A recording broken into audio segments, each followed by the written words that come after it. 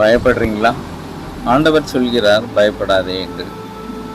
இஸ்ரவேல் ஜனங்களே தேவன் அதிகமாக நேசித்தார். ஆனால் அவர்கள் தேவனை விட்டு அந்நிய மார்க்கத்தை தேடினார்கள். அதனால் அவர்கள் பாவத்தில் விழுந்து சிறைப்பட்டு அடுத்தது என்ன செய்வோம் என்று பயத்தில் இருக்கும்போது தேவன் ஒரு ஆறுதல் வார்த்தை சொல்லுகிறார். என் தாசன் ஆகிய யாக்கோபே, நான் தெரிந்து கொண்ட எஸ்ரனே, பயப்படாதே. ஏசாயா 44:2 இப்படியாக சொல்கிறார். இந்த வார்த்தையில் ஆண்டவர் தம்மை யார் என்றும் வெளிப்படுத்தவும் செய்கின்றார். ஆண்டவர் என்ன சொல்கிறார்?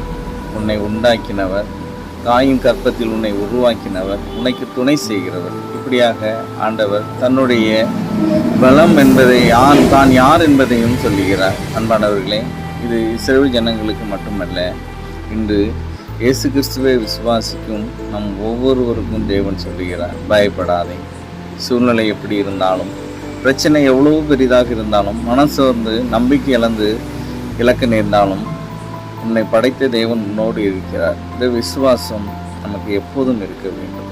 எனவே கலங்காமல் திகையாமல் நாம் விசுவாச பயணத்தை தொடர்வோம். நாம் தேவனால் தெரிந்து கொள்ள எடுக்கப்பட்ட மக்கள். கர்த்தர் தாமே இந்த வார்த்தையை ஆசீர்வதிப்பாராக. ஆமென்.